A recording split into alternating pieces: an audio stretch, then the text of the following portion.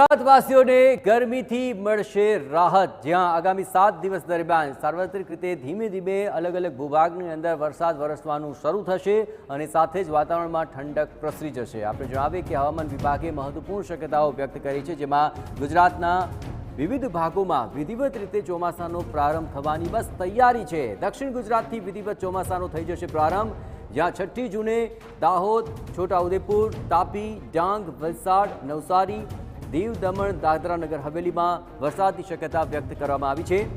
7મી જૂને દાહોદ, છોટાઉદેપુર, તાપી, ડાંગ, વલસાડ, નવસારી અને તેના આસપાસના વિસ્તારોમાં વરસાદની શક્યતા વ્યક્ત કરવામાં આવી છે।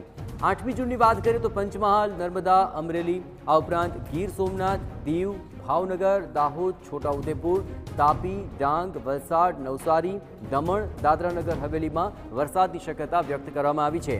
9મી જૂને ગાંધીનગર, અરવલ્લી, મહીસાગર, અમદાવાદ, ખેડા, આણંદ, વડોદરા, એ સિવાય ભરૂચ, સુરત અને જૂનાગઢ તેમજ પંચમહાલ, નર્મદા, અમરેલી અને ગીર સોમનાથમાં વરસાદની શક્યતા છે।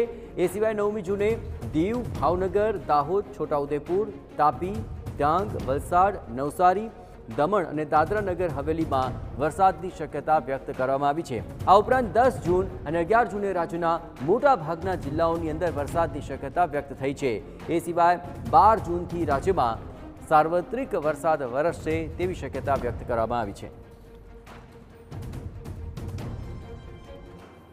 के लिए जो गुजराती स्टेट के लिए फोरकास्ट दिया गया है, डे 1 से लेकर डे 7 तक गुजरात रीजन पे आइसोलेटेड प्लेसेस पे लाइट टू मॉडरेट रेन होने का पूर्वानुमान दिया गया है और सौराष्ट्र रीजन में डे 3, डे 4, डे 5, डे 6 और डे 7 में लाइट रेन होने का पूर्वानुमान दिया गया है।